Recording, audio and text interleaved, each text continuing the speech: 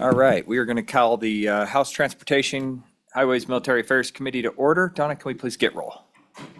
Roll call for House Transportation, Representative Banks. Here. Representative Geringer. Here.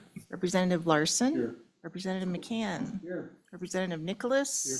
Representative Posey. Here. Representative Tarver. Here. Representative Wiley. Here. Chairman Brown. Here. Everyone present, Mr. Chairman. Thank you, Donna. Ladies and gentlemen, welcome.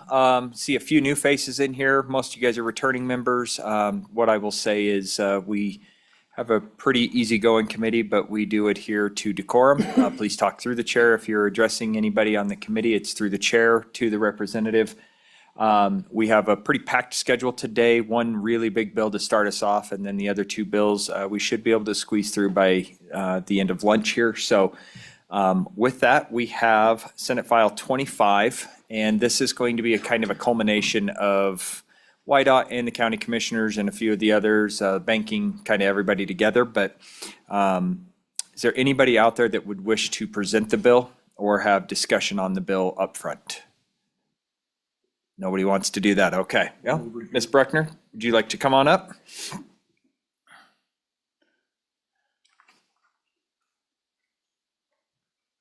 Welcome, Ms. Bruckner. If you will just introduce yourself, please. Thank you.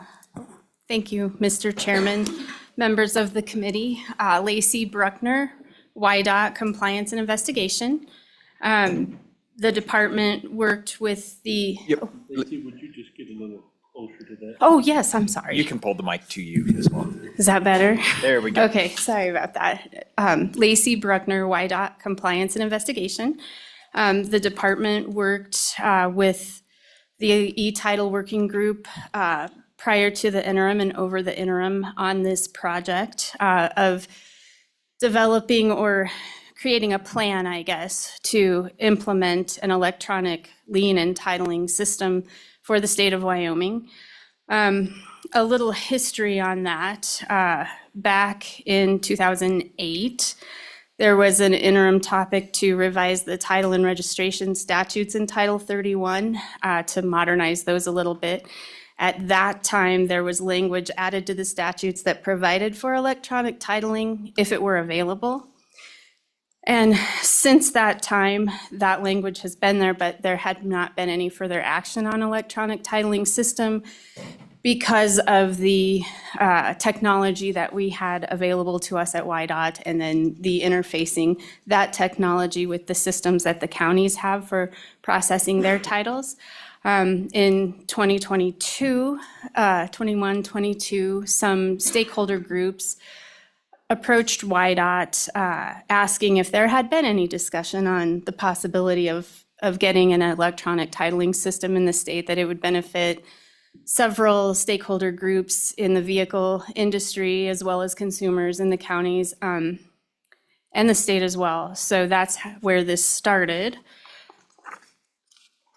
And we put together a working group of all of the stakeholder groups that we could think of that this type of a system would affect, so that there could be input from all those industries to ensure that nothing that we tried to put together would cause a negative effect on anyone or any group as a whole. So with that, Senate File 25, the purpose of it is to create an electronic lien and titling system that's administered by YDOT that will house all title records, title applications, lien filings, title transfers, all through one system that will interface with the department system, with the county clerk's offices, titling systems, county treasurer's registration systems, and the industry dealers system, document management systems could interface with it. The lien holder or lenders, their systems could interface with it. So it's all held in one system that can talk to each other, and transactions can be conducted through there. And then the liens are perfected electronically, and the titles can be held electronically as well, should the consumer wish to maintain that in electronic format versus a paper title. The working group really wanted to ensure that the consumer had the option. So if the consumer chose to have a paper title printed once the transaction took place, they definitely could do that. If they chose to bring paper application to their county office, their local county office to apply that way, they can still do that as well. So that's, oh, sorry. Representative Larson, So, Mr. Chairman, microphone, please. Thank you. Mr. Chairman, do you want us to ask questions now or let her get done? Let's go ahead and just ask as we're going along, because what we'll do as we're going through this, we're going to be hitting the high points of the bill, it seems like already. So if you have questions, let's go ahead and ask as we're going through. So thank you, not being on the interim committee. I read this and have been studying a little bit, so fill in where I'm wrong if you would. But currently, all our titles are housed at the county clerk's office, paper filings. And we're going to be shifting this on an online platform to allow electronic filing or of title and lien search. And so is that it?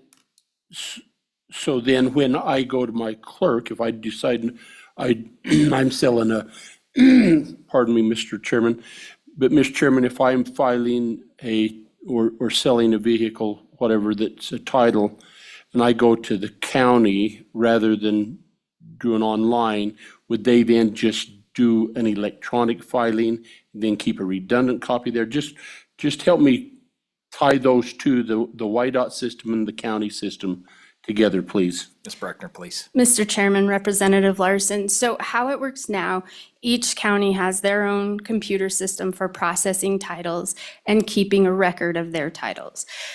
YDOT's responsibility in this transaction is to house all of the title records and registration records from each county at the state level. To further that another step, then our responsibility at YDOT is also to then transmit that data to the National Motor Vehicle Title Information System. The purpose of that is so that other jurisdictions have access to our title records to ensure that if they're presented with a Wyoming title, it's the most current title of record out there in the country. For registration records, YDOT's responsible for transmitting that data to the National Law Enforcement Teletype System so that law enforcement across the country has access to the most current registration records. And then we also are responsible for transmitting that data to consumer title history reports. So when somebody buys a used vehicle or are thinking about buying a used vehicle, they are able to pay for a title history report and see what the most current record is.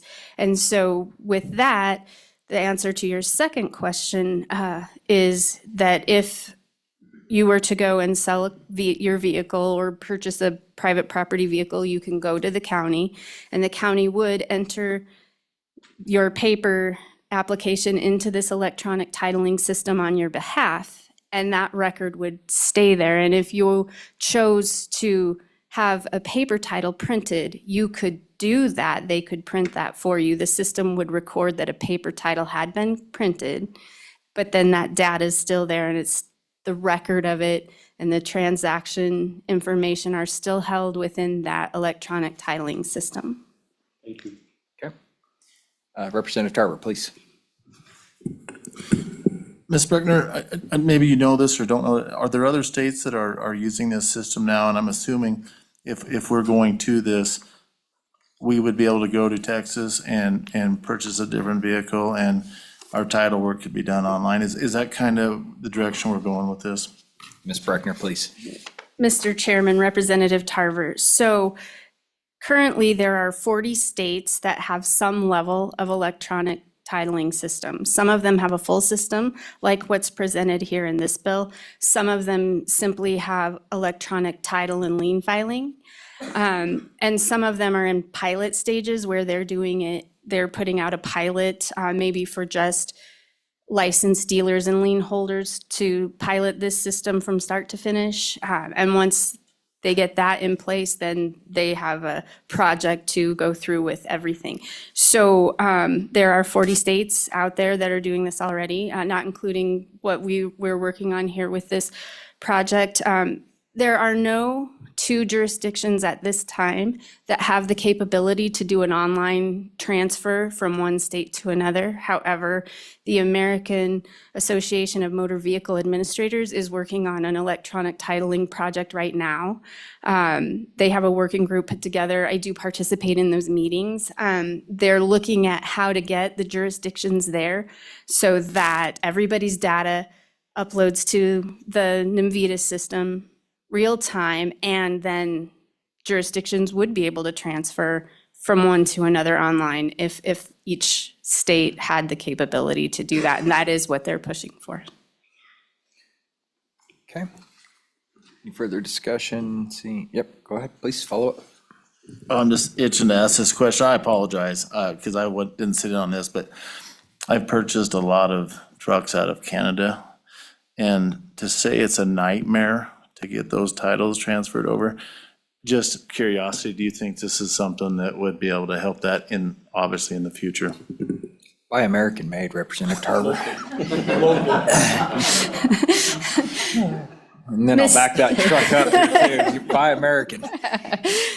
Ms. Bruckner. Mr. Chairman, Representative Tarver, so Canada actually is a member of AMVA, and so they are participate in this project. One thing, our compliance and investigation office, we work with the counties quite frequently when they are trying to title something that has been imported from Canada or another country. And so I feel your pain there with the paperwork that's required. But one piece of this bill would be for some of those documents to be uploaded into this electronic titling system online if you chose to apply online yourself. So it might be a little bit easier to do that, but eventually when AMVA's project has run its course and that's in place, Canada would certainly be, they don't issue titles for their vehicles, but they do issue registration and they transfer ownership on registration documents. So I think that they are actively participating in that project as well. Yes, Representative Larson. Thank you. Lacey, then we get into here on vendors. So if you could just touch lightly on, are there a number of vendors? Is a vendor better way to go than having our own system? And then I'm assuming that there'd be an RFP process to solicit those. So walk us through that, please. Ms. Bruckner, please. Mr. Chairman, Representative Larson, yes. There are several vendors in this market now that already have platforms established that would just need to adjust those systems to fit our business rules and our state statutes and our processes with each of our counties issuing their own titles and registrations. So to contract with a vendor who already has a baseline in place would probably be the most feasible and economic choice to do that.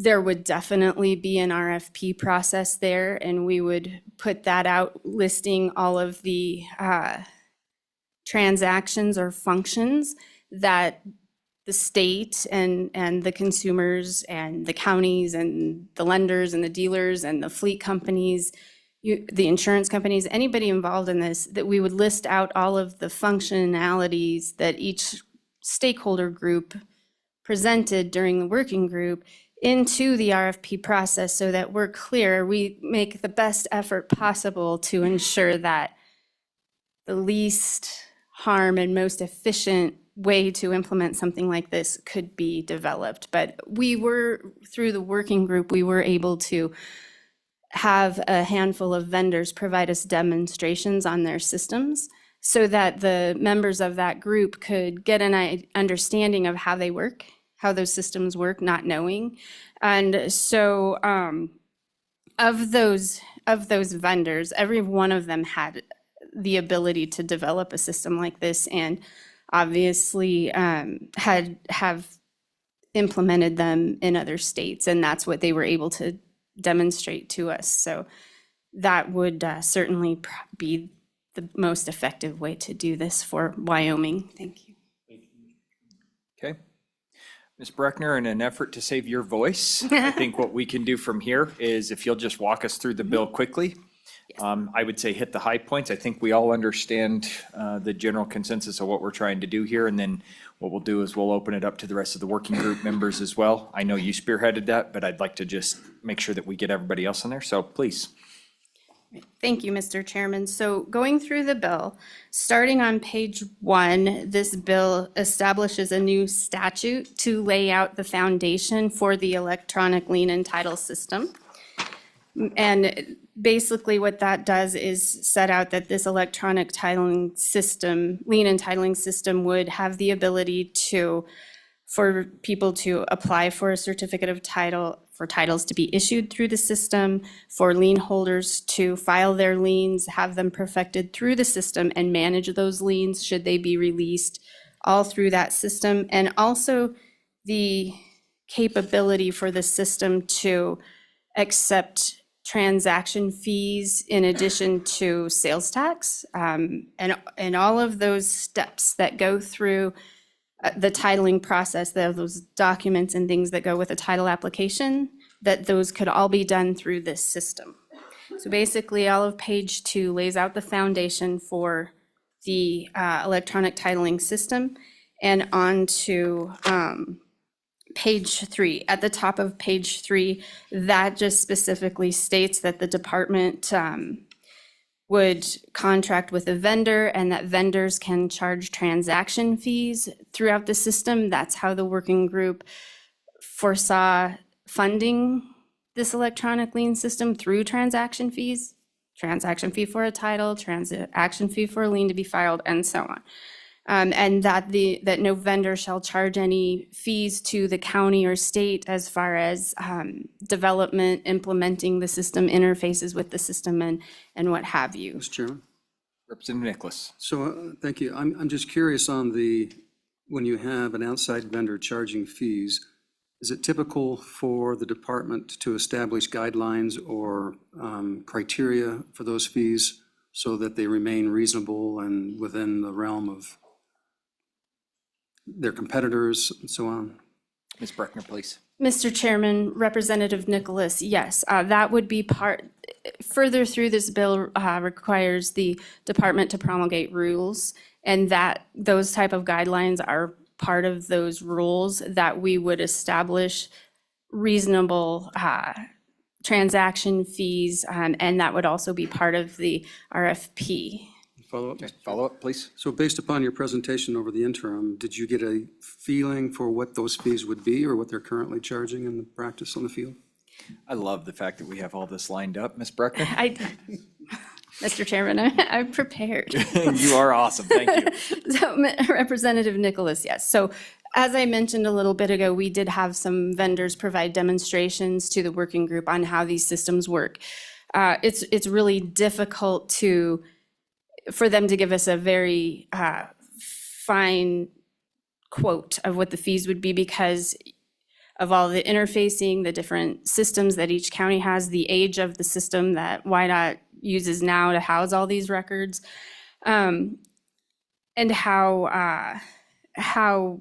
other states are set up and established with their fees. But those vendors that provided us demos were also willing to give us some transaction fee estimates for what that would cost. And so based on the layout of all that the working group wanted this system to do. And so those fees averaged between $2 and $50 per transaction, depending on the transaction and depending on if a person requested a paper title instead of housing it there, that would be a transaction. So that would be a transaction fee. Volume also plays into effect with vendors and what fees they can cost, because if you wanted the system to be funded solely through transaction fees, which is what this project came to, then we're a low volume state as far as issuing titles and registrations and things. So our transaction fees may be a little harder. So really, these were rough estimates provided by the vendors. And I do have a chart that lists that out that I'd be happy to provide to the committee rather than babble off some numbers if you'd prefer that. Lacey, why don't you do that for us, please, when you have the chance? Yep, I have it all ready to go. Awesome. Look at you. Okay. Yes, Representative Larson? Thank you, Mr. Chairman. Lacey, I think you alluded to it a little bit, so we move that into YDOT. There's costs associated with that for YDOT now to implement and run all of that. And so is this going to be, would we include in the transaction fee, the fees cost to help run the system in YDOT? Ms. Breckner? Mr. Chairman, Representative Larson, the transaction fees that would be charged by the vendor would go to the vendor to fund the system. The department wouldn't have programming or maintenance fees there. The support for the electronic titling system would come through the vendor and would be paid for through those transaction fees. Mr. Chairman. Follow up? Thank you, and appreciate that. So there's not going to be any burden. I hear we're going to house it, but we're going to house it via a vendor. What happens when that vendor goes away? Where are those housed? And so I'm just trying to find if there's a nexus there with YDOT there, that ultimately they're the final repository, or that they have the backup there, and then how if that's funded through this whole effort as well. Ms. Breckner?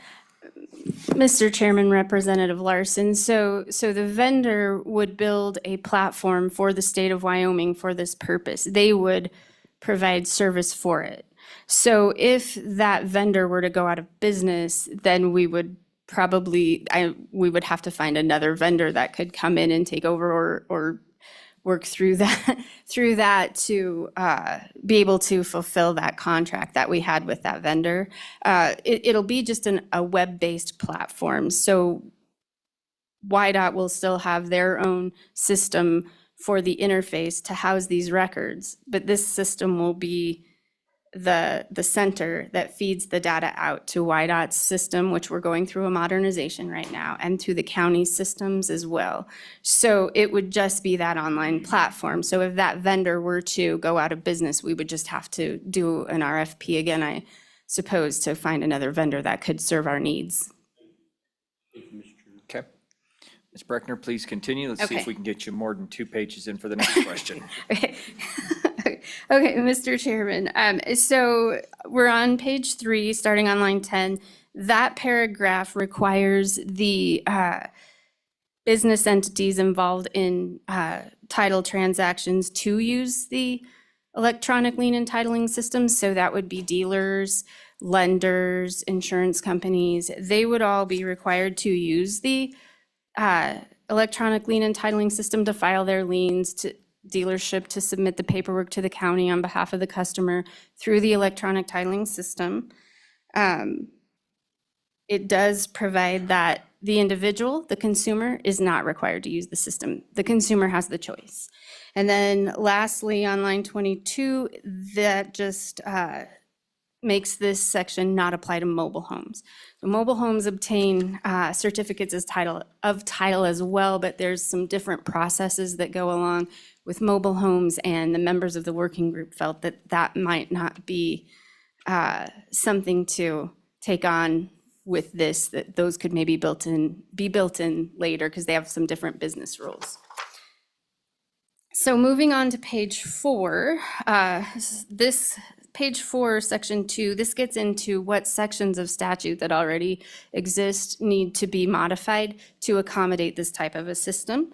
And so starting on line 10, where it talks about records, it just requires the county clerks to forward a record of all their title data, which they do now, but for that to be forwarded through the electronic lien entitling system. And what that would entail is just an interface between their existing systems and this electronic titling system, and then another interface off to YDOT. And then moving on to page 5 at the top, that just states that the department shall maintain our record of that title data in the electronic title lien system. And over at the bottom of page 5, that talks about title applications. Moving on to page 6, that just states that the title applications shall be applied for at the county clerk's office or electronically through the electronic lien and title system. Through page 6 and on to the top of page 7, those are just different aspects of applications for title, again, just so that those can go through the electronic lien and titling system. On page 7, we get into the content of a title application, and there, starting on line 14, that just provides that the required federal odometer disclosure statement for vehicles, that can also be done through identity authentication through the online title system. And that is something that our stakeholders really would like to see. And that is kind of a trend that we're seeing in other jurisdictions that are doing these projects. Moving on to page 8, the added language there, starting on line 15, that paragraph talks about the required VIN inspection for vehicles that are coming from another jurisdiction. There are a few other circumstances where a VIN inspection is required. That just allows that to be submitted through the electronic titling system or in paper. Moving on to page 9, on line 19, that just clarifies that the owner of a vehicle can request a paper title from the county clerk. Moving on to page 10, that section talks about once the county clerk's office has received a title application and payment of fees and sales tax has been collected, that the clerk issues a title, and that language there provides for electronic or paper certificate of title and authorized electronic signatures in accordance with Title 40, Chapter 21, which has already established electronic signatures. Moving on to page 11, this gets into the requirements for transfer of ownership of a vehicle through the title document. And this again just authorizes acceptance of electronic signatures in lieu of wet signatures on the back of a secured title document. And then moving on to page 12, that's just again language allowing for electronic title or a paper title. At the bottom of page 12, starting on line 19, that section of the statute talks about if a vehicle's purchased and the title's being held by a lien holder or an auto auction, that the customer can drive on a bill of sale for 30 days until that auto auction or that lender can provide the title. So this language here, starting on line 19, what that does is just authorize the lender or the auction to do a transfer through the electronic titling system if that's available, if it's already set up with an electronic title in the state of Wyoming. And that carries on to page 13, same language. And so moving on, we can flip through that through to page 15. Page 15, this section of the statute, starting on line 1, subparagraph A, that talks about a duplicate title if someone's lost their paper title. This just allows for the application for a duplicate title to happen through the system, and that duplicate title to be housed electronically. If the consumer chooses to, they of course can request a paper title for the duplicate title. Moving down onto line 18, that's section B of that section talks about affidavit of ownership bonded title process. If you buy a vehicle and there is not a title for it for an extenuating circumstance. So all throughout, starting on line 18 and moving clear through to page 19, all of that language added there just provides for that whole affidavit of ownership and bonded title process to be done through the electronic titling system should the customer choose to.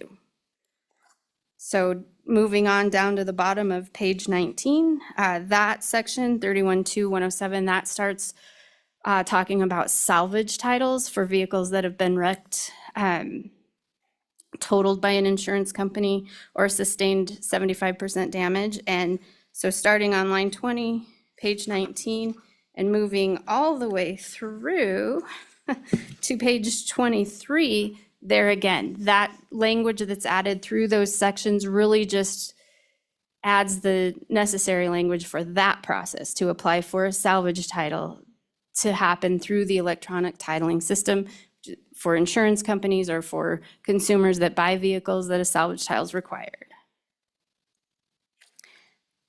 So that's the meat of it. Then we move on to page 24, section 3. This is where the bill requires the department to promulgate rules necessary and that we can contract with one or more vendor to implement the system. Starting on line 10 there, subparagraph B, that requires the department to establish that fee schedule in our rules and regulations and to report back to the joint committee with what that fee schedule is, either upon the rules being completed or November of 2026, whichever comes first. And lastly, page 25, that last section 4 there just states that this system or this process shall be effective July 1st of 2027, giving us a couple years to get the RFP done, the rules made, the bugs worked out, the system developed, and hopefully at a pilot stage. And lastly, that the rest of the bill is effective immediately. Lacey, I just want to say from the chairman's perspective, thank you. Thank you for talking and wearing yourself out. I think you probably can skip the gym after today, 'cause that's a heck of a workout there. Committee, is there any questions for Ms. Bruckner? Representative Geringer? Mr. Chairman, thank you, Lacey, really appreciate it. This is more of a kind of a nuts and bolts kind of question rather than the bill itself. How is security going to be handled with this kind of system? Ms. Bruckner? Mr. Chairman, Representative Geringer, there would be a requirement for anyone using the system through the online platform to have a secure login, a two-step identification like banking apps and things like that. So there would be that system. So every person who would have a Wyoming driver's license would have a client ID already in YDOT system that would interface with this. So you could log in if you're doing a private party transfer. Our licensed dealers would have an account through their business to log in securely, two-step authentication. One of the requirements for federal law for an odometer disclosure statement is that there's a standard, a federal standard for that, and it's pretty secure. So you have to ensure that me as the seller, I'm that person and I'm going to disclose to the buyer that my odometer reads XXX. So there's some federal standards that would be built into the RFP to ensure that this is secure. Committee, any further questions? Yes, Representative Tarver, Vice Chairman. Thank you, Mr. Chairman. Lacey, I hate to ask more questions here, but I already know the email that's coming after we push this through. And it's gonna be, if I have all my titles electronic and there's a system crash, is this gonna be like blockchain technology? Is there gonna be multiple storage facilities? What will be the protection for people that don't have paper titles? Ms. Bruckner? Mr. Chairman, Representative Tarver, there were a couple of vendors that used blockchain technology to do that. In the demonstrations that they provided, they had backups for that circumstance. In addition, some of the vendors talk about a digital asset. So you would have, like in your Apple Wallet or your Google Wallet or whatever, you would have a digital asset in your system as well to hang on to. So you had proof of that title exists. And in addition to that, if the system were to crash, that record would still then feed, the county would still house that record in their system. YDOT will still house that record in our state system, as well as those national systems that I spoke about. So there are mechanisms in place for that through the vendors and also through the internal systems that the counties have and the state has. Committee, anything further? Ms. Bruckner, I hereby relieve you of your duties. Thank you. Thank you very much. So let's go ahead and do this. Let's bring up the working group members. And I think we had probably a total of 3 or 4 of you guys that came up. I think we've only got 3 chairs, but please come join us. With the time that's allotted, I would still like to try to get through these, so if we can keep the comments pithy, I would appreciate it. You bet. Ms. Frank, thank you. Thank you, Mr. Chairman, members of the committee. Bobby Frank here on behalf of Wyoming's 23 credit unions and the 330,000 members that they serve across the state. I'm joined today by Jeremy Gibson, President and CEO of Trona Valley Federal Credit Union that operates in Southwest Wyoming. He's going to share with you a few examples of challenges his credit union's encountering as a result of our archaic titling system in Wyoming. First, Mr. Chairman, thank you to the committee. I realize many of you are new to the committee compared to that which heard us speak over the summer. But we appreciate this initiative moving forward. It has a tremendous opportunity to bring us into the modern era with our titling system. We appreciate the leadership of the Transportation Department. And then I believe you have a handout, Senate File 25 Electronic Lien and Titling System. At the top of that handout is a list of the organizations that participated in multiple meetings over the last year and a half to discuss these very issues that you've raised today and hash through how we could move forward. I just remind the committee that the legislature did pass legislation in 2009 that went into effect in 2010 that allowed voluntary optional electronic titling. It just simply has not been implemented, and probably justifiably so.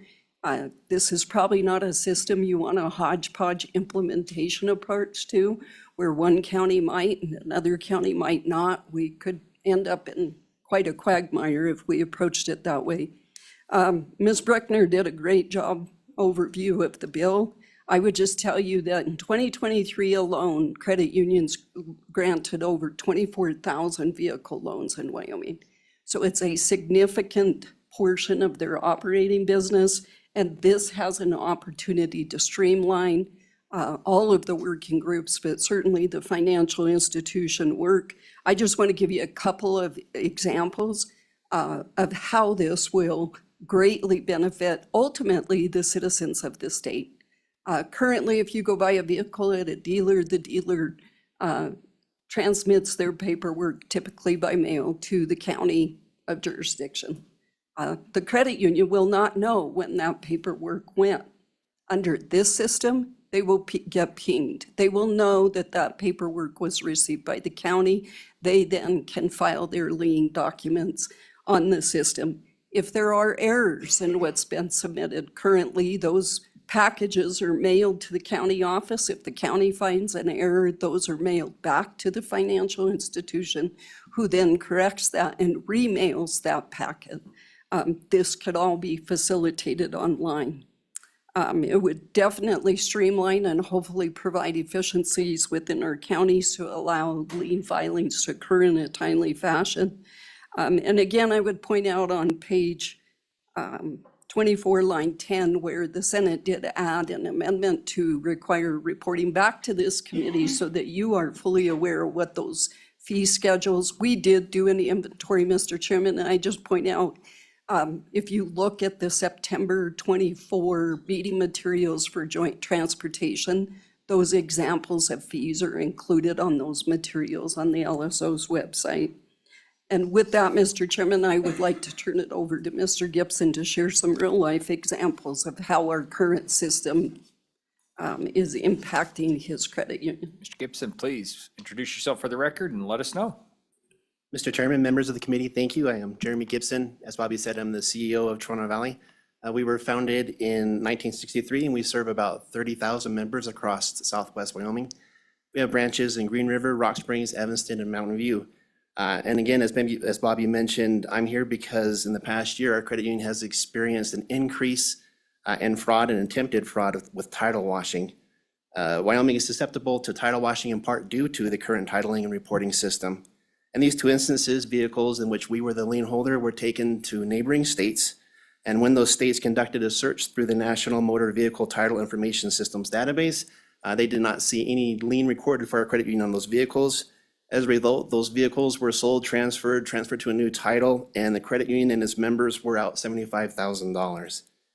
We're currently in dispute over 2 additional cases where those vehicles, again, were either impounded or sourced through insurance.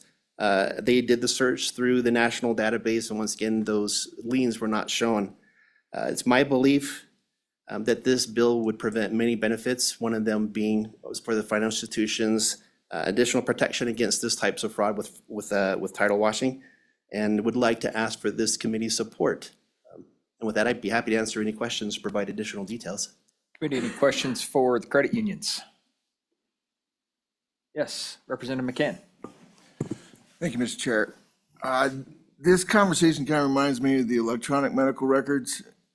Are all these systems, especially from state to state, going to talk to each other? Because I know the EMRs don't. Yeah, I think my understanding is the national database is the local system's way of talking to one database that's accessible through all the states. So presenting that data to the national database would provide one location for that information to be searched. And another example too, and with the examples that I provided, had those states contacted YDOT directly, of course, they would have conducted a lien and seen those, that we were a lien holder on there, but because they didn't complete that step, they just move forward with transferring those titles over. Thank you. Soft reminder for both parties here, talk through the chair, please. Oh, Thank you. I'm sorry, That's okay. Mr. Chairman. That's all right, I understand. Any further questions for the credit unions? Seeing none. Thank you very much, credit unions, appreciate it. Ms. Allen? Mr. Chairman, good afternoon. Marcia Allen with the Wyoming Automobile Dealers Association. And I won't repeat everything that Bobby said. For our members, they feel the same. It's a streamlined process. Will hopefully make it better for everybody involved, but ultimately the customer at the end of the day. The dealers do mail the packets. Some actually have an employee that takes packets down to the county every day and waits for them. That's their job every day. But this would eliminate that. They would not have to wait for mail to get back. If there's an error, they can fix it right away. So it would just streamline the process. We did work on the working group throughout the interim, not just me, but several of our members did as well, and their title clerks in the dealership, so that all of those issues could be talked about and brought forward, so that we made sure that we were capturing all of that as well. I participated on a national level with my counterparts across the states on a working group as well that meets usually quarterly. There's about 60 people that attend that meeting. So it is a national conversation, not just for Wyoming. But I think it's a step in the right direction, and we fully support that bill. Thank you, Ms. Allen. Any questions for the automobilers? Okay, that's a good one. Representative Geringer. Thank you, Mr. Chairman. Excuse me. The question really is for any of you three sitting here. Are there any issues that you see in being able to implement this as it appears before us? Or any one of you three, or you can just simply shake your heads if you prefer. Mr. Chairman, going back to the presentations that the working group had from the vendors, I think the technology has advanced. I often say we're one of the last to get on board, but that may not have been a bad thing because the technology has advanced considerably. I do think that we'll be able to address part of the Department of Transportation's commitment has been that when the RFP process occurs, this working group is not going to go away. We are going to help provide input to make sure that the system is functional for all the parties, the counties, the financial institutions, auto dealers, the insurance industry. There will be bugs, undoubtedly, that will have to be worked through, but we're confident that the process, the conversations that we've had to this date will continue through the rest of the RFP process. Committee, anything further for current witnesses? Seeing none. Thank you very much. Appreciate you. Let's fill these chairs back up again. 3 more. Ms. Langford? Mr. Meyer?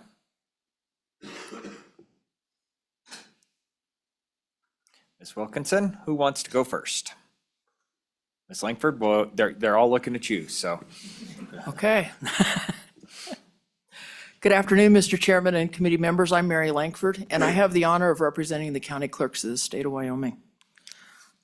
The clerks have been involved in the working group and the development of this legislation. Even though the anticipated result of this new system will have built-in efficiencies, please note that mail time will be reduced or eliminated, but all documentation will still be required for titles and liens. There'll be no change in the required documentation to produce liens. The clerks appreciate the fact that there is no proposed additional cost to their counties and that the effective date will be July 27. This date will allow enough time for completion of the RFP process, time for training on the new system, ensure interoperability with other partners, and allow upgrades to existing title products in the various counties. The clerks will continue to actively participate in the working group through the RFP process and the new system's implementation to ensure the best possible result for Wyoming. And with that, thank you for the opportunity to speak today, and I'm happy to stand for any questions. Thank you, Mary. Any questions for the clerks? Seeing none. Ms. Wilkinson, what's insurance have to say? Mr. Chairman, members of the committee, Catherine Wilkinson here on behalf of American Property Casualty Insurance Association, also part of the working group, and we stand in support of it. My clients, I do have to say that this was the most thorough working group that they have ever seen, and they were very impressed. Ms. Bruckner and Ms. Frank did an excellent job, leaving no stone unturned. So with that, we do stand in support of this. I think it is a good step into modernizing the system, and I would stand for any questions. Committee, any questions for insurance? Appreciate it. Mr. Meyer. Thank you, Mr. Chairman, members of the committee. Scott Meyer on behalf of the Wyoming Bankers Association. And as a member of the working group, I will just echo what everybody has said. Our concern probably, as you might guess, is making sure that liens got through there, and we're very satisfied that. I think any question, answering a question that Representative Geringer had is what are we looking at? As far as maybe unanticipated, I don't know, but I guess the devil's always in the details, so we'll see what kind of transaction fees come out of this. But with that being said, we stand in support of this bill. I'll stand for any questions. Committee, any questions for the Bankers Association? Seeing none. Thank you, three. Appreciate it. Let's see here. Anybody else in the public wish to testify? Mr. Mickey, please. If there's anybody else, please come on up. Good afternoon, Mr. Chairman, members of the committee. My name is Chris Mickey with the Wyoming Business Alliance. We have members all over the state in all different industries, and we're in support of this bill.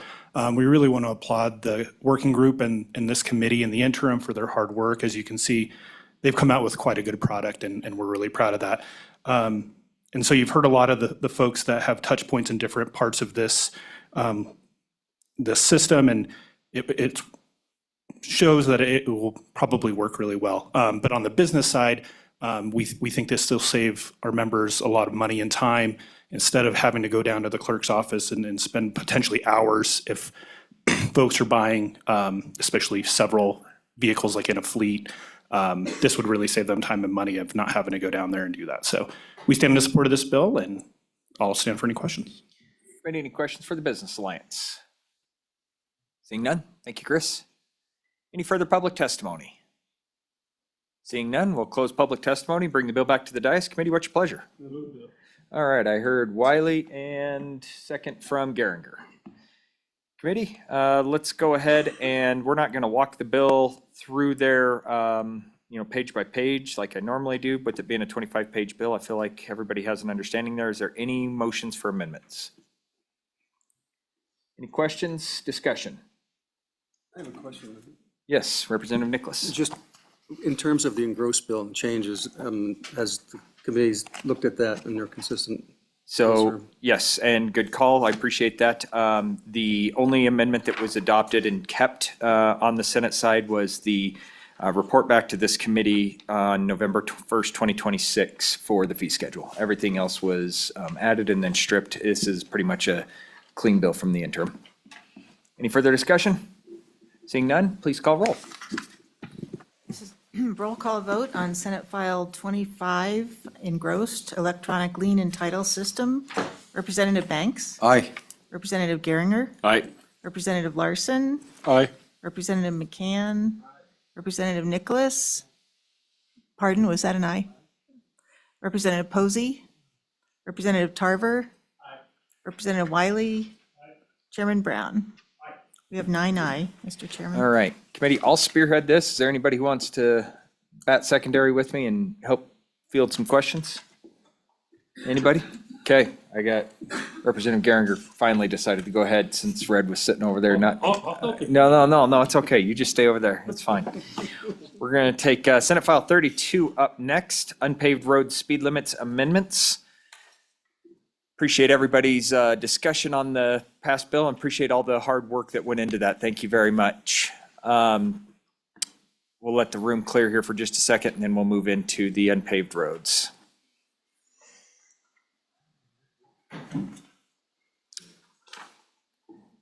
All right. Committee, this is another interim topic bill that came through. We do have you will see an amendment that has been drafted by myself at the request of an interested party as we get through this, and I'll show you guys what we have available there. Is there anybody who would like to present the bill or discuss the bill? Seeing nobody there, that's easy enough for me. We can walk through this. What really happened here through interim, ladies and gentlemen, is there was a discussion brought forward on the availability of local municipalities and/or counties to basically allow themselves to promulgate speed limits on county roads.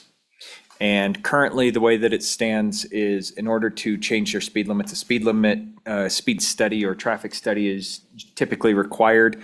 And that has become a little bit of a nuisance in some roads, some areas, high costs, the things that are associated with those. So this bill sought to come through and say, we believe that you can amend up to a certain speed limit, which became 55 miles an hour. There was some discussion on that throughout the time frame, that local authorities can adjust the speed limit up to that prior to there needing to be a speed study conducted by and submitted to the department for approval, and then the commission for approval. This is basically what they're saying, and then there would be rules necessary to implement this, and everything would take effect on July 1st, 2025. Really, what this boils down to is a little bit of a push and pull from the counties and from the state on who has jurisdiction over setting speed limits. What I will tell you again is just what I stated at the very beginning of this session. Our number one goal is to make bills better, and if they're not good enough, we defeat them. So this committee, I would ask you guys to consider this very thoroughly, but I will go ahead and bring up our new chief engineer. If you don't mind, good sir, bring you up. And if I missed anything there, if I could have you just let me know what I've missed. Thank you, Mr. Chair. Committee, Keith Fulton, Chief Engineer, WYDOT. I think you covered it very well. There is no requirement for these to come back to WYDOT. This is a county work, and so the county resolution would cover everything that needs to be done if they change any speed limits. Okay. And for WYDOT's purposes, we would just have to look at the rules that we have to see if we have to make any changes based on what is passed. Okay. Representative Larson. So, Mr. Chairman, the proposed amendment really changes the structure, which makes more sense, but I just want to make sure to our good WYDOT chief engineer is that right now you guys have the responsibility to set the maximum speed limit in statute, I believe. And so this was kind of set a little wonky. The language was perhaps a little wonky that allowed you to raise it, but we don't need to raise it because WYDOT already has it. But this would let the county decrease from the maximum down to an appropriate level as they felt warranted. Am I getting that accurate? That is correct. And I don't think the chief engineer has seen my proposed amendment, so. I'm not going to show him, Mr. Yeah, Chairman. no, I think that's probably an unfair statement, but we will hear from the counties, but you are exactly correct, Representative Larson. That is exactly what we're looking at here.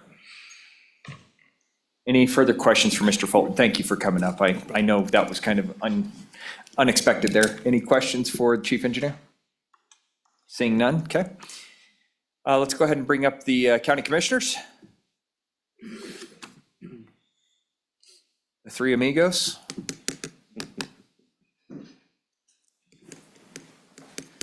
Mr. Russell, please introduce yourself for the record and let us know what you guys have here. And if you'll please go over your impetus behind the amendment that I have drafted here, please. Yes, sir, Mr. Chairman, members of the committee, Jonathan Russell, Wyoming County Commissioners Association. Just for clarification, this applies to gravel roads only, not paved roads. Per statute, the maximum speed limit is 55 miles an hour. Our ask has been, as stated earlier, that our commissioners would have the ability to lower the speed limits without a speed study. And also, if it is a set speed limit that is lower than 55 and they feel the need to raise it, we would do away with the speed study itself. The reason being, the speed study is costly and it's lengthy in time. So, without going, you may go ahead and go into the amendment? Please. Mr. Chairman, thank you. So we have asked that an amendment be made requesting two things. Number one, if the speed limit needs to be lowered, it can be done so without a speed study. And if it needs to be raised, it can be done either through a public comment period or a speed study. Those are the two options in that amendment. And I have two commissioners with me today that can speak and maybe bring you a little bit of the local sentiment and their experiences if you would like, sir. Yes, we will. Yes, we'll go ahead and hear that. Commissioner Short, please. Thank you, Chairman Brown and members of the committee. I'm Robert Short, Commerce County Commissioner and Vice President of the Wyoming County Commissioners Association. And as Jonathan Russell has already mentioned, one of our greatest concerns is the ability to lower speed limits in Commerce County specifically, as we've seen an uptick in industrial activity on many of our farm-to-market roads that were never intended to accommodate the size of vehicles and the volume of vehicles that we've seen. As one, for instance, a few years ago, we tried to lower the speed through a residential area where a new gas plant was put into commission right off of I-25. And it took a great period of time to get the speed study executed and allow us to actually lower the speed limit through there, which is also a school zone. The residents had asked us to lower the speed, and that's what drives these decisions. It's certainly not something that comes out of the body and the chambers that we're arbitrarily asking to change speed limits on roads. It's certainly something driven by constituents asking us to address the situation. We believe that in prudent usage of this tool can allow for safer travel whilst also accommodating the industries that rely on these transfers or transportation highways through our counties. I appreciate the committee's work on this. Thank you very much, and I'll stand for any questions, sir. Committee, any questions for Commissioner Short out of Converse? I will say, yep, go ahead. Mr. Chairman, did you, in the, Mr. Chairman, through you, thank you, Commissioner Short. In the process of trying to lower these speed limits in those areas that you were talking about, did you attempt to do any sort of speed study to see what the determination might be of what a good limit might be? Commissioner Short. Mr. Chairman, Representative Geringer, yes, yes, sir, we did in fact engage in speed study with YDOT, and I think maybe T Squared was the actual entity that conducted the speed study. And specifically, what was the reasonable speed limit to allow for industry to utilize this road, but also taking into account the residents that are within approximately 100 feet of the travel surface and the fact that it was a school bus route. So yes, we did engage in that, sir. Any further questions? I will say, just knowing that that was one of the biggest concerns that we had going through this was oil field traffic, lowering those speed limits in certain cases, especially with those 18-wheelers hauling, whether it's oil or water or whatever the case may be, going through a lot of this area. And we found this to be kind of a detriment to the county commissioners not being able to adjust this as they saw fit. So, Mr. Espy, Commissioner Espy. Thank you, Mr. Chair. John Espy, Carbon County Commissioner. I would concur with a lot of what Commissioner Short said, not to replow ground. And I think to add to it, we get a lot of requests from our sheriff and our road and bridge superintendent to maybe look at doing these things, but due to the cost of the traffic study, we kind of punt that. And that's probably not good for our roads. It's probably not good for public safety. And giving this another tool in our toolbox so that we can proceed forward as we have, subdivisions, we can set speed limits, but we have pseudo subdivisions that aren't subdivisions, but the population density is getting there, but it's still 55 miles an hour through there, which is probably not prudent, but I don't want to pay for roads studies either, so that's kind of where I'm at. And it's frustrating for our constituents when they come to us and go, we've got to spend all this money and this time, and we still may not be able to do anything. So thank you, Mr. Chair, and I would stand for any questions. Vice Chairman Tarver? Mr. Chairman, thank you. Gentlemen, do we have a approximate ballpark of what it costs to do one of these studies? I mean, any ideas? Well, there's three of us up here thinking that, because I just saw Representative Geringer's head going too. So more appropriately, what I'd like to do is ask that question, and then in association with potential tax cuts hitting you guys, what would this look like every time you guys have one of these come and hit you guys? Mr. Chairman, Representative Tarver, I do not know immediately what those costs look like, but obviously with the reduction associated in county revenues being part of this session, it would be more of a burden to any of the counties that are embarking on that speed study. Mr. Russell? Mr. Chairman, Representative Tarver, I cannot give you a specific number given that there are various elements that go into it. So, but I've been told that it's in the ballpark of it's pricey for us to do that when we have other, maybe more pressing needs. Something in my mind is taking around the $50,000 to $80,000 a pop is, if I remember right. So that's kind of the general idea. And like you say, if you have three of those, you're looking at $250,000. So committee, anything further for the commissioners? Seeing none? Oh, Representative Larson is reading the green books. You guys are in trouble. Mr. Chairman. Can you hit your mic for me, please? Thank you, and Mr. Chairman and Commissioner Russell, I think I finally found it. The difference between an unpaved and a paved is just the 65 versus 55. So my question is why are you not including paved county roads in this? That's an issue in my part of the world where we have a similar issue, and so I'm trying to can you help me with the rationale on limiting it just to gravel roads? Because we didn't want to. That's probably right. Commissioners.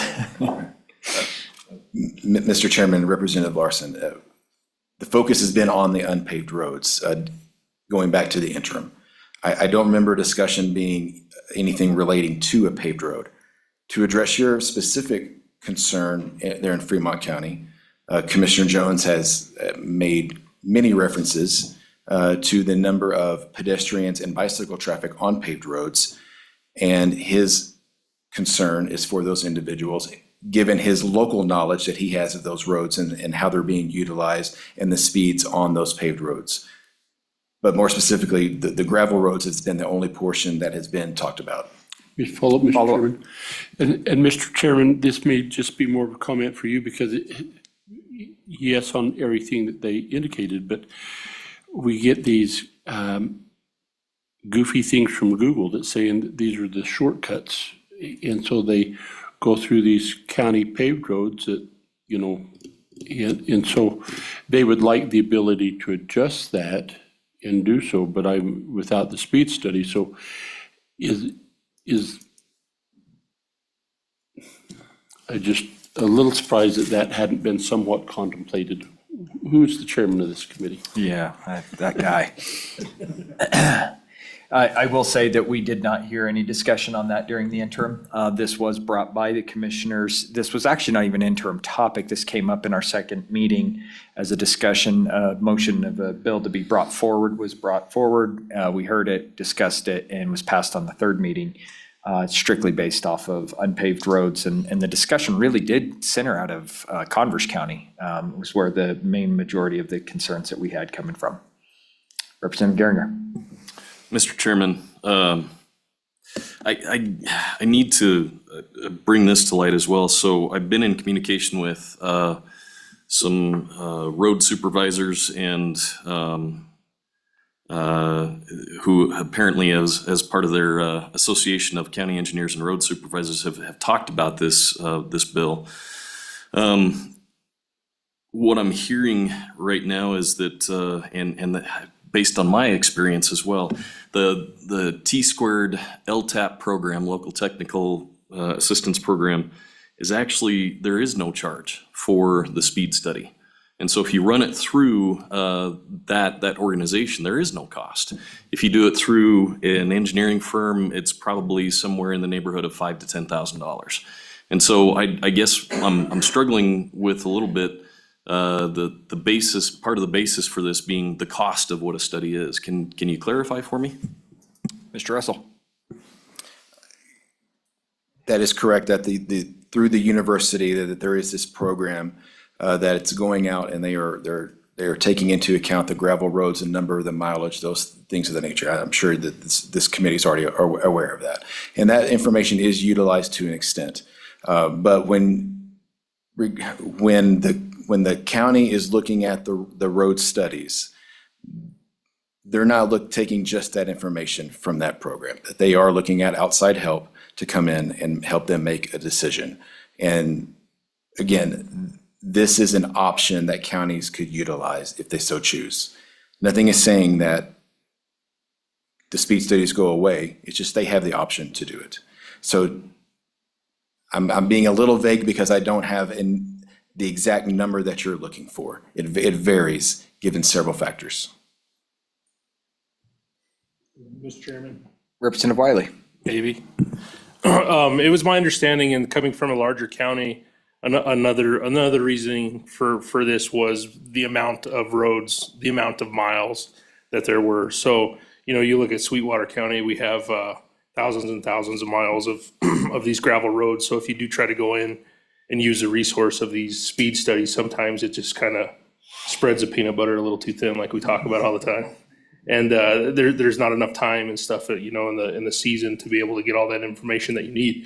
So if you can utilize this as a county, it just kind of makes everything more efficient, and then they can lower these zones that are, pretty common sense. Well, maybe we should be only traveling 55 here without having to go through all the process. Okay, committee, any further questions for the commissioners?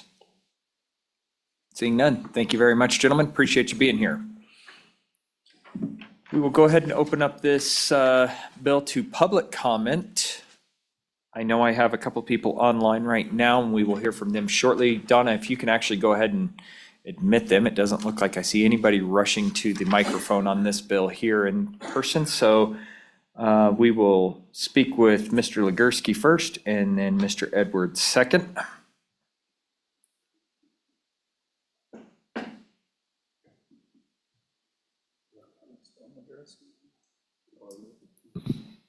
I admitted Mr. Legursky. He just needs to turn on his video and audio. Gene, if you can turn on your camera and audio, we're ready for your testimony, good sir. Chairman Brown, I am having troubles with my audio or my video. You don't want to see my face anyway. It's made for radio. So if you guys are okay with that. So I'm Gene Legursky. I'm the Public Works Director for Sweetwater County. We have about 1,200 miles of road, 200 miles of it's paved.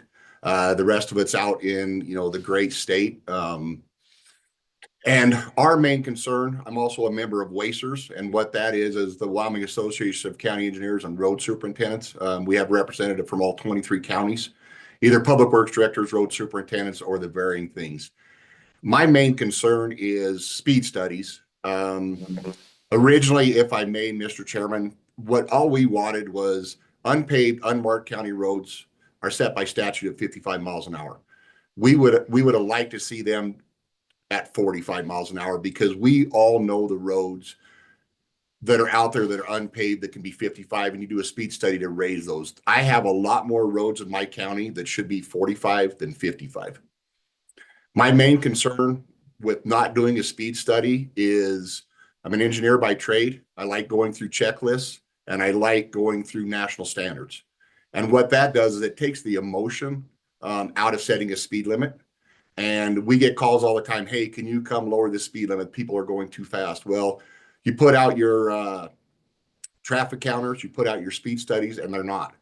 One thing that the speed study does rely on is what the 85th percentile, and what that is what is 85% of the traveling public travel on that road. One thing that the speed study takes into place is, hey, we're relying on the traveling public to be reasonable and prudent. What are they traveling on the road? When you go into the speed study a little bit further, you take in driveways, what the area is around that, how wide the road is, different geometric designs. Speed studies are done in all 50 states. It's done by the manual and uniform traffic control devices, which was signed on by 250 plus engineers that are way smarter than me. And it's a very easy way to do that. I can answer your cost. Through T-Squared, we've done probably 15, 16 different roads. It is free. You have to sign up. They don't have unlimited resources. So you have to sign up for it. It might be one summer. It might take to the next summer if you want to go to the free route. We've also done it through the consultant route. And it really depends on how many miles you're doing and what each section of roadway. If you're doing 25 miles of roadway and you're doing a speed study on that, it's going to be, for me, it was in the $5,000 to $6,000 range. If you're doing something that's a 3-mile road, it's closer to $2,000 to do that whole entire road. You know, when we initially started talking about this, all we wanted was the unpaved county roads that are unmarked at a speed limit of 45. So I would stand for any questions. Thank you, Gene. Appreciate your testimony. Committee, any questions for Mr. Legursky? Seeing none, appreciate your testimony. Brian, if you can unmute yourself, good sir, and introduce yourself, we're ready for your testimony. Thanks, Mr. Chairman, members of the committee. My name is Brian Edwards. I'm the county engineer here in Park County up in Cody.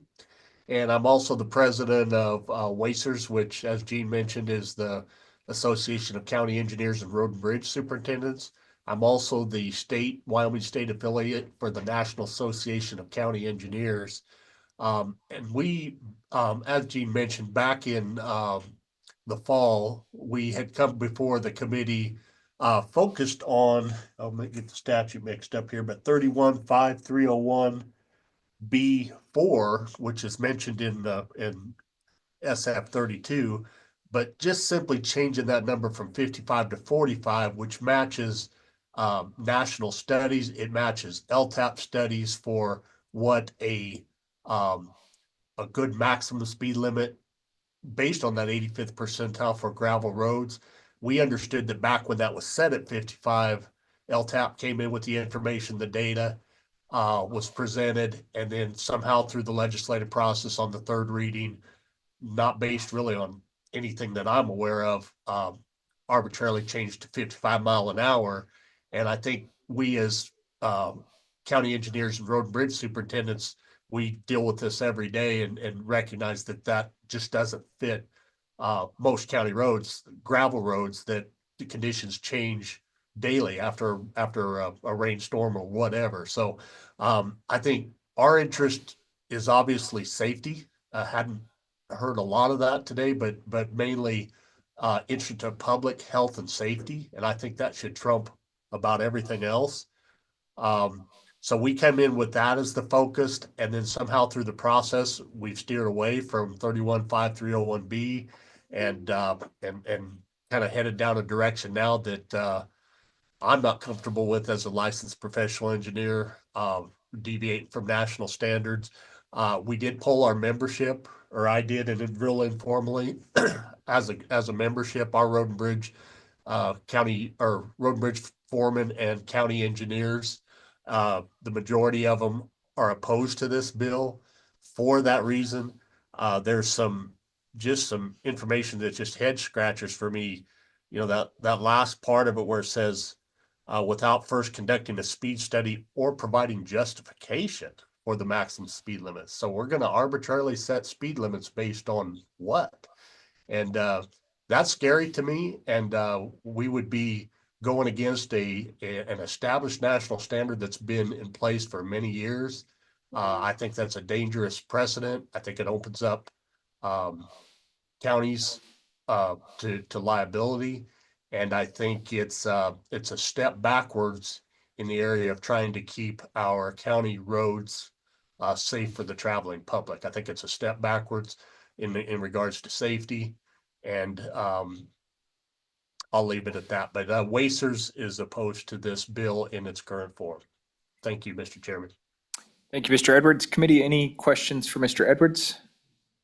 Mr. Edwards, I know you haven't seen my proposed amendment here, but the impetus or I guess the 50,000-foot level on this is to change the way that this bill is actually structured is to allow the county to adjust the speed limit up with justification, but allows the justification of going down at any time. Does that ease any of your concerns? It really doesn't, and credit to the County Commissioners Association. They reached out to us as Wacers to try to work on some language that would try to help bring together that. The problem with that is if you're not setting a basis for that speed limit, even when you're lowering that speed limit, people are still going to drive, and we've all seen this. I look at speed data. We do every one of our roads every 3 years, so I'm always looking at data, and people are going to drive. That signs a bit of a deterrent, but it's still going to be 85% of the people are going to drive at a speed that's safe. And what starts to happen is that puts a big burden on your law enforcement to try to enforce a speed limit that doesn't make sense for the terrain or the number of driveways, the slopes, the road condition, the surface, the width, the shoulders.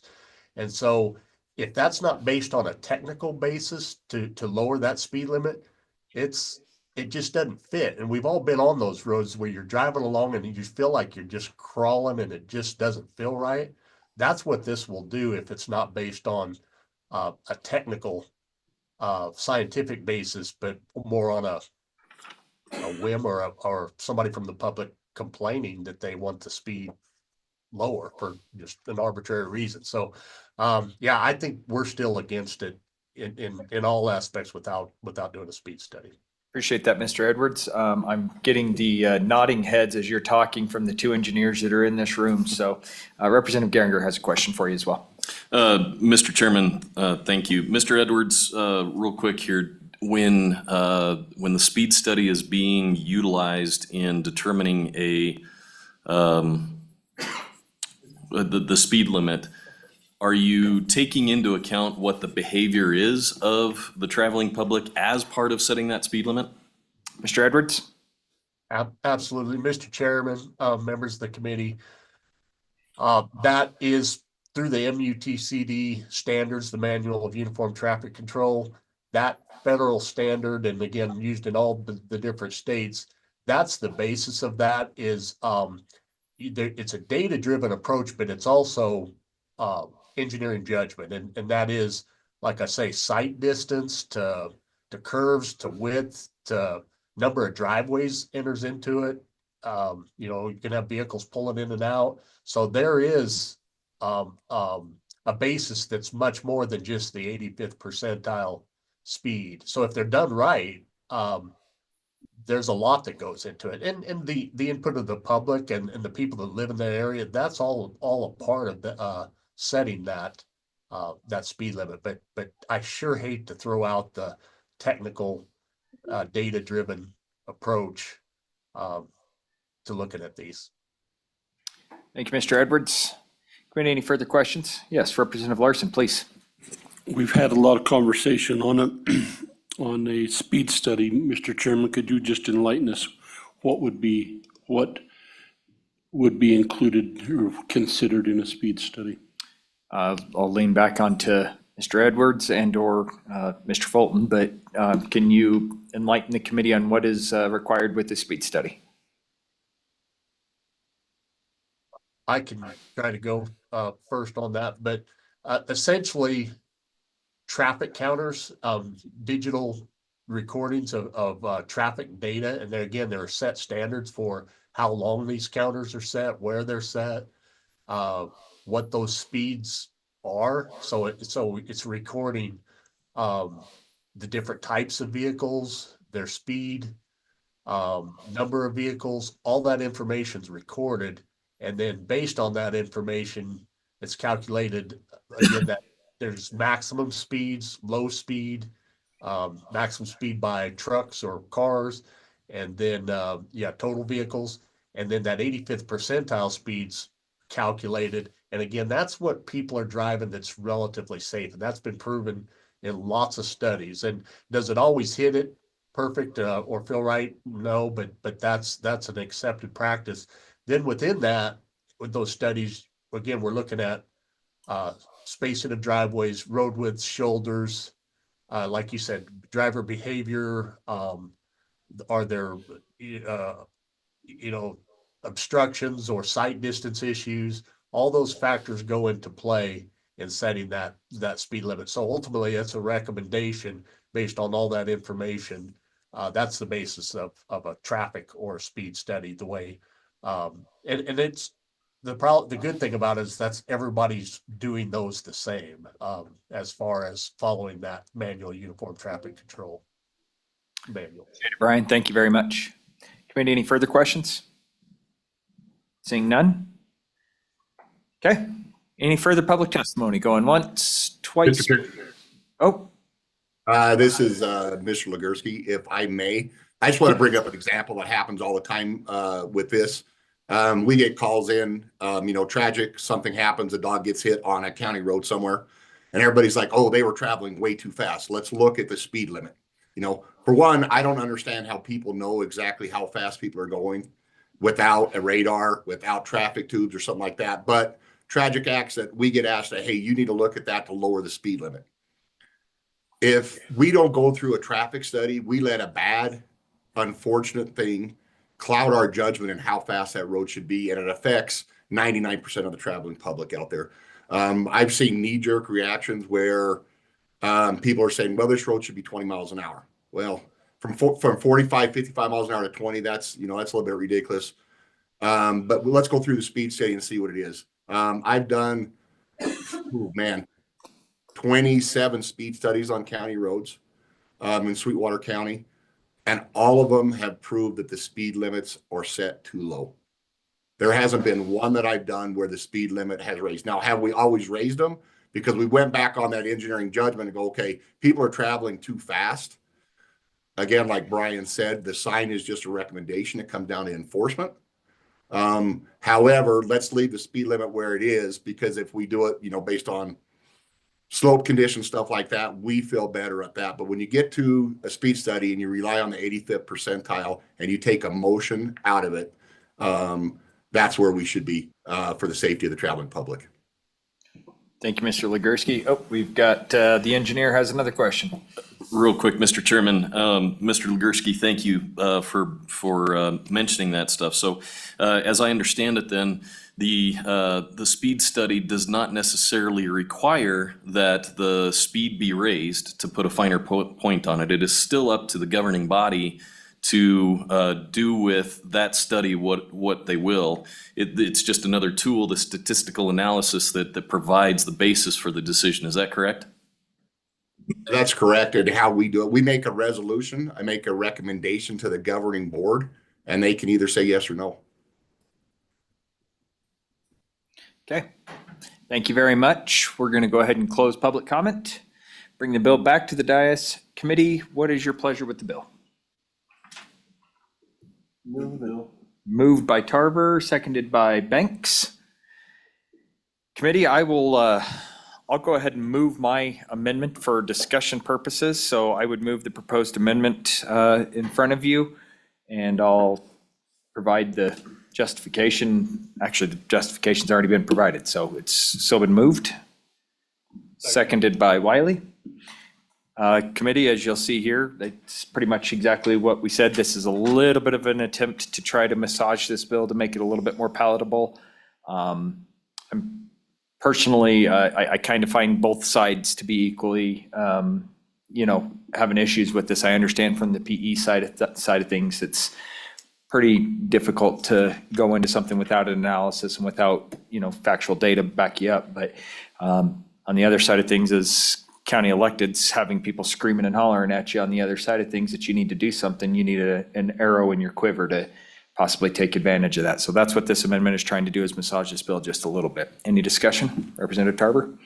Mr. Chairman, our county, we've got blade operators, we've got trucks. I mean, we've got several people out there and they know what's going on. They have a pretty good idea of the speed limits that need to be set. So, I like this amendment, gives local control. If you go 45 on our road, you'll get past like your park. So, I think we need to let the locals handle this issue. Okay. Representative Banks? Yeah, thank you, Mr. Chairman. Just for clarification, so in that first line there, page 1, line 3, we eliminate the speed study, or we eliminate the language that says without a speed study, but we allow the local authorities to have one or the other. They can either do a speed study or a public hearing. Is that correct? That is absolutely correct. Committee, any further discussion? Seeing none. All those in favor of the proposed amendment, please signify by saying aye. Aye. All those opposed, no. Okay, that amendment has been adopted. Representative Geringer. Back on the bill, Mr. Chairman, I'm against this bill. I think that it's not so much an issue of local control. It's a matter of being able to utilize engineering judgment and statistical analysis in order to provide the information in order to make the best possible decision. I think that we've talked in the main body so much about having something to back up for the numbers to back up the decisions that are being made. I think what we risk here is we risk introducing the setting of those speed limits can always be a political process.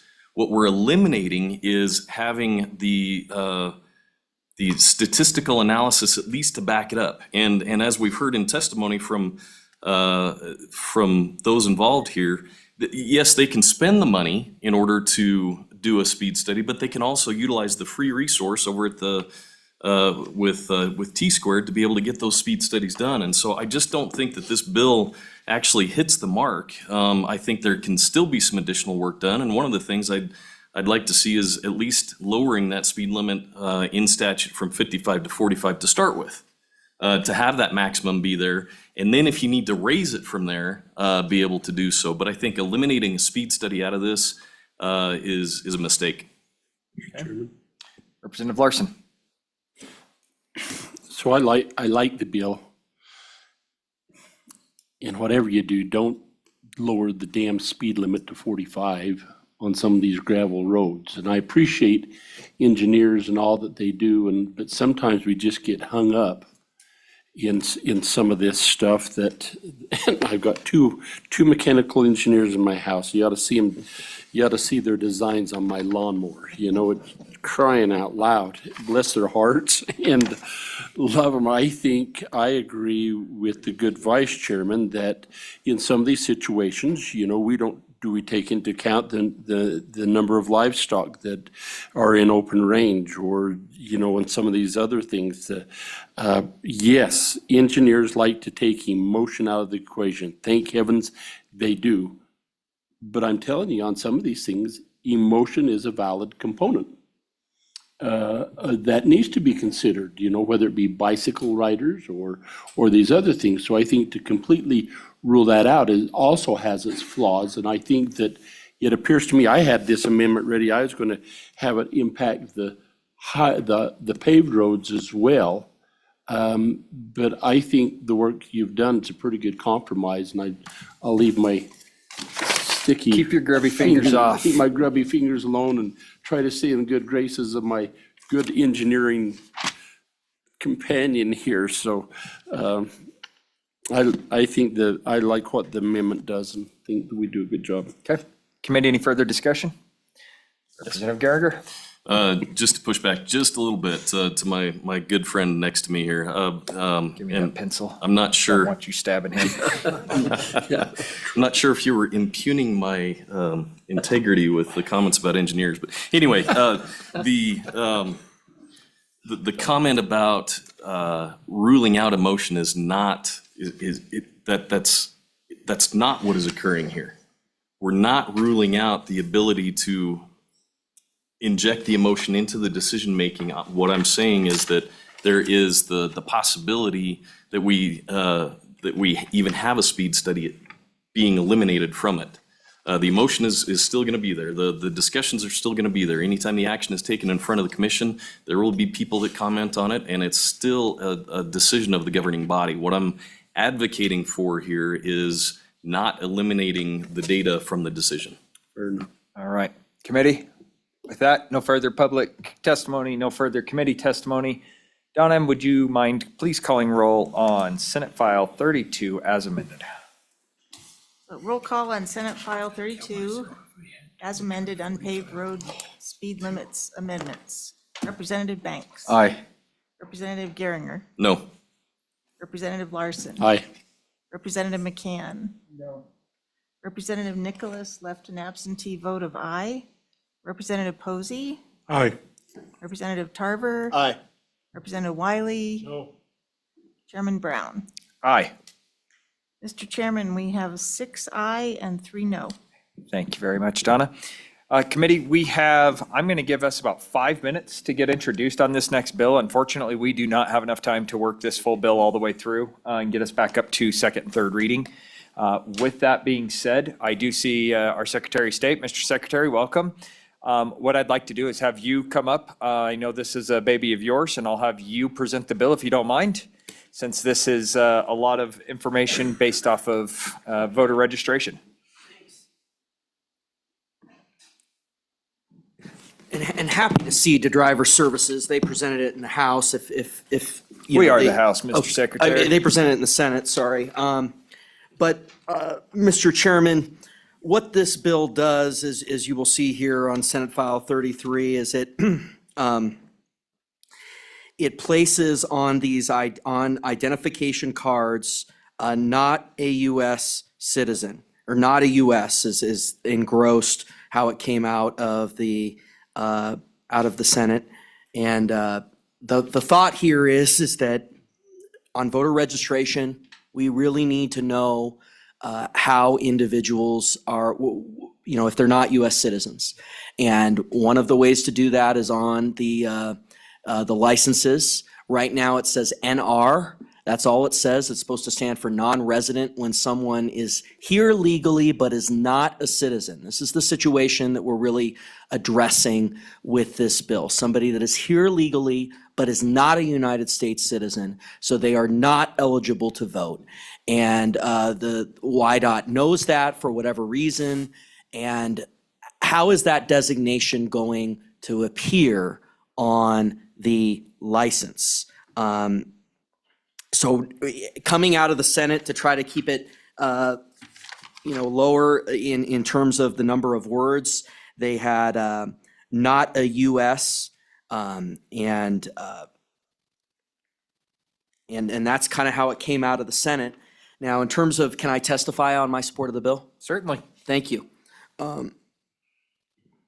Really appreciate the committee hearing this bill, which came out of the 2024 interim, and which I testified in support of during the interim. I'm Chuck Gray, the Wyoming Secretary of State. This bill provides a common sense added safeguard to our elections by making designations on credentials issued to all non-U.S. citizens legally obtained by the Wyoming Department of Transportation. First, I wanted to note that this bill, from my perspective, is one that will provide clarity in the election administration space to ensure non-citizens are not allowed to vote. And I'm in complete support of clarity concerning efforts to prevent non-citizens from voting. Both the Wyoming Constitution and Wyoming state law make clear that U.S. citizens and only U.S. citizens are allowed to vote in Wyoming elections.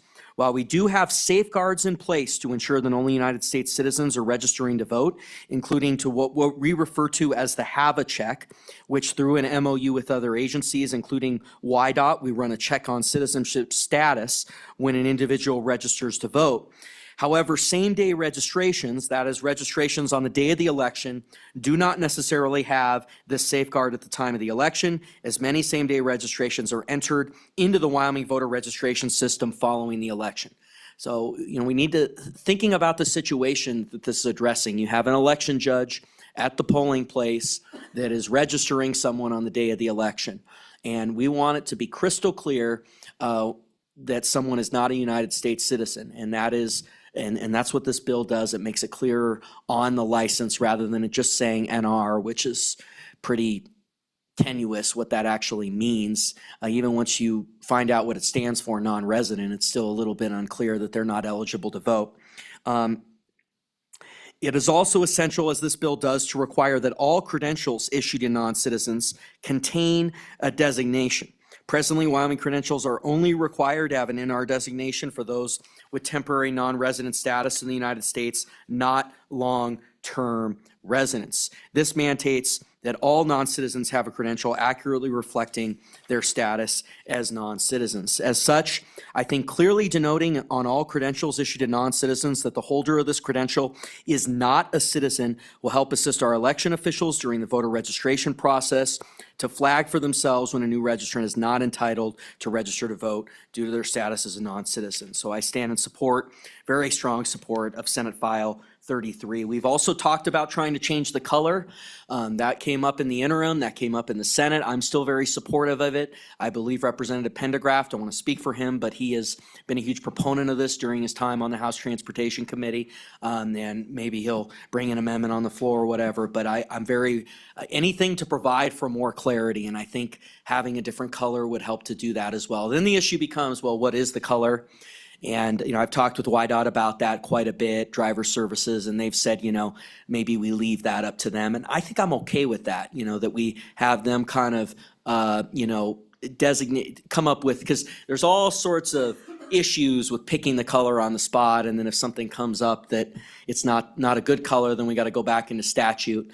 But to have a different color that is very clear, I think that would be a good addition to the bill. But as it stands, the bill does quite a bit in strengthening these licenses, and I stand in full support of it. Okay, committee, any questions for the Secretary of State? Representative Geringer? Mr. Chairman, Mr. Secretary, thank you for appearing here. I'm just looking, and this is a minor thing, but in the original version of the bill, it said the license shall state not a United States citizen. And in the engrossed version that we have, it says not a US. Yeah. So I'm a little curious if that suffices or what your take is on that. Mr. Secretary? Well, thank you, Mr. Chairman and Representative Geringer.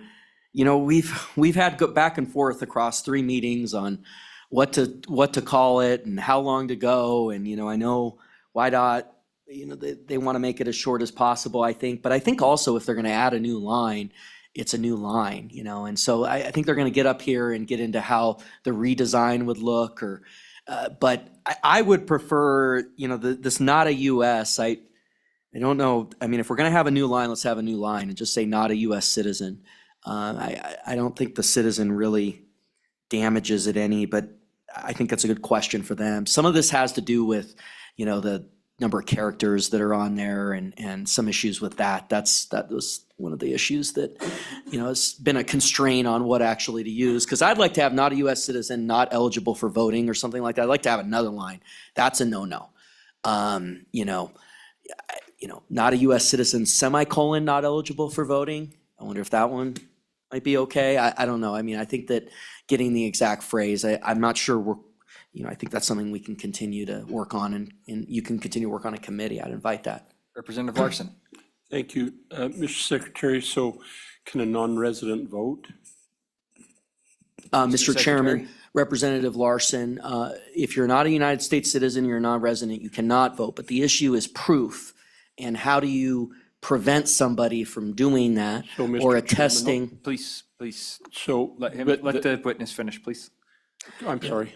Thank you, Mr. Chairman, Representative Larson. So right now, all you do is you attest that you're a citizen and that you're a resident. But what we're trying to do and what our suite of bills on this issue has been an attempt to do is to provide front-end measures to provide for proof and to strengthen the process to make it not just an attestation. Okay, Representative Larson, follow up? Thank you, and I apologize for cutting short, Mr. Chairman and Mr. Secretary. Mr. Secretary, but you said currently they have NR, meaning non-resident. And so if an election judge sees that NR, will they allow them to vote?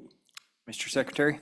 Mr. Chairman, Representative Larson, if they know, but this is a human enterprise and errors are made and we want to make it as clear as possible. So I think rather than NR, which even once you find out what it stands for, non-resident, it's still not clear that it's not eligible for voting. I think putting at least not a U.S. citizen on there makes it much clearer than NR, certainly clearer than NR, I would say even clearer than non-resident. And so that's what we're trying to do. We're trying to provide for clarity in this administration process. I mean, you have to think about, Representative Larson, when you're an election judge, I mean, this is a full day, 6 a.m. to 7 p.m. And we want to have as little potential for error as possible on this. And we think making it clearer on this is an improvement in that matter. Okay, committee, any other questions for the secretary? So I'm going to follow up on that same question.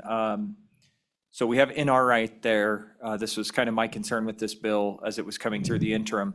We have NR, you say it's a human error, so now we're going to put not a US. How in the world is that going to change the human error factor? Well, Mr. Chairman, it could be human error, it could be a long day, I mean, it could be anything. But I think having increased clarity is the way to go. I think going back to not a U.S. citizen is the way to go on this. I think that would be fine. It's just one more word. But I think NR is not sufficient. I don't think non-resident would be sufficient because to me, it's a little more than not a resident. You can be a citizen, but not a resident of the state of Wyoming. So I'm very interested in this process of how they started designating non-citizens non-resident or NRs, because you can be a citizen and not a resident of a state, but that's a little bit more of an aside. I just think it's very unclear. And I agree, let's get citizen in there at least, if we're not gonna do the color, but it's just one more word, but I think it'll be clear. Thank you. Yes, Representative Wiley. Mr. Secretary, why not just say no vote? Mr. Secretary? Well, Mr. Chairman, I think maybe something like not eligible for voting purposes, not eligible for voting is another way to go. But there are other purposes other than voting that this designation is important for. So unless you're going to have a semicolon or a separate line, you need to have something saying why they're not eligible, which is that they're not a citizen for other purposes. I mean, there are other reasons why this NR designation is important. While voting has become the most prominent and one that I'm personally dealing with, there are other reasons, and I think Whiteout will speak to this, as to why this is an important designation. So you need to have the sort of wind up first, that they're not a US citizen. Then it would be nice to have the further for clarity, not eligible for voting purposes, but unless you're gonna do a semicolon, and I'm not sure there's room even with the semicolon. I know there isn't room with the second line. So at that point, you're on, let's do not a US citizen. Committee, anything further for the secretary? Okay, Mr. Secretary, thank you very much. I just wanted to get your testimony in today. We'll be bringing this bill back on Thursday. This will be first bill up on Thursday, Misty. One thing that I would like for some information on that is what the NR is used for outside of voting purposes, if you wouldn't mind bringing something like that for us. And then I just had something else and I brain farted, so never mind what that is. Committee, we're adjourned until Thursday.